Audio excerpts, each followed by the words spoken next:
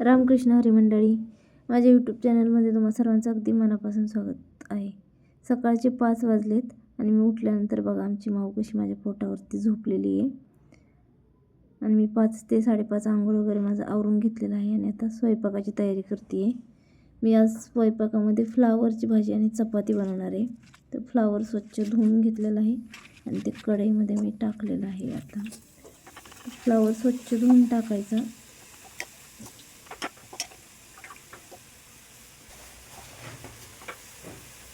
त्याच्यानंतर आपण त्याला चांगला हलवून घ्यायचं आहे. त्याचं पाणी पूर्णपणे आटेपर्यंत त्याला चांगलं व्यवस्थित हलवून घ्यायचं. त्याच्यामध्ये नंतर पूर्ण पाणी आटल्यावरती 1-1.5 पळी आपण त्याच्यामध्ये तेल टाकायचं. तेल टाकल्यानंतर चांगला ते खरपूस होईपर्यंत भाजून घ्यायचं. फ्लावरच्या भाजीमध्ये थोडं पण पाणी न ओतता ही भाजी बनवायची आहे, तर ती छान लागते. याच्यामध्ये काही जास्त वापर नाही, साधे मसाल्यांमध्ये ही भाजी बनते. त्याच्यानंतर थोडंसं मीठ आणि थोडी हळद टाकून चांगलं ते व्यवस्थित हलवून घ्यायचं आहे. व्यवस्थित हलवून घेतल्यानंतर त्याला थोडं पाणी सुटतं आहे, त्यामुळे त्याला झाकून ठेवायचं कमी गॅसवरती. मग ते व्यवस्थित वाफलून निघते. मग मी झाकून ठेवले. आता तोपर्यंत मी इकडं पीठ मळायला घेते.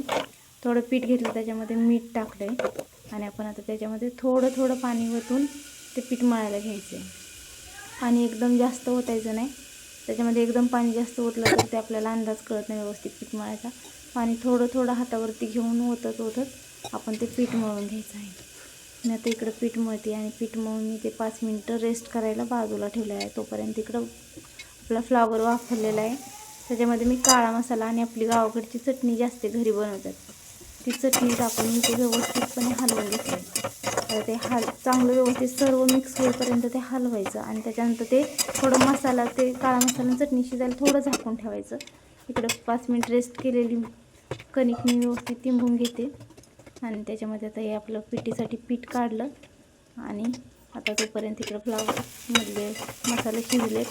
तर व्यवस्थित फ्लावर शिजले का नाही चेक करून. फ्लावर इकडे शिजलेलं आहे. आता ते बाजूला ठेवून इकडे चपाती लाटायला घेऊया. तर व्यवस्थित चपाती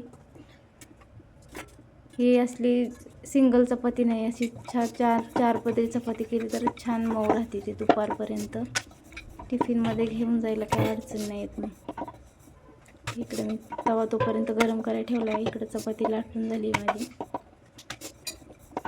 इकडं आता तव्यामध्ये चपाती मी टाकते. इकडे तवा तापलेला आहे आणि त्याच्यामध्ये चपाती मी आता टाकते. व्यवस्थित एका बाजूने थोडंसं भाजून द्यायची आणि त्याच्यानंतर ती चपाती अशी पलटी मारायची. त्याच्यानंतर त्या खालच्या बाजूने थोडी भाजली की पलटी मारायची आणि त्याला थोडंसं ते आता फुगायला लागले तर त्याला थोडंसं तेल लावून घेऊया. त्याच्यामध्ये नंतर पलटी मारायची आणि त्या दुसऱ्या बाजूने पण तेल लावायचं आणि व्यवस्थित भाजून घ्यायची. छान अशी भाजून झाल्यानंतर चपाती बाजूला काढू शकतो आपण. आता मी माझं टिफिन वगैरे पॅक करून मी आता माझ्या कामावरती चाललेली आहे. आणि आज माझे हे सोडायला नाही येते, माझे पप्पा आज मला कामावरती सोडायला येत आहे.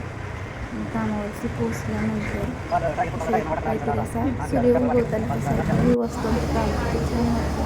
व्हिडिओ आवडल्यास लाईक करा.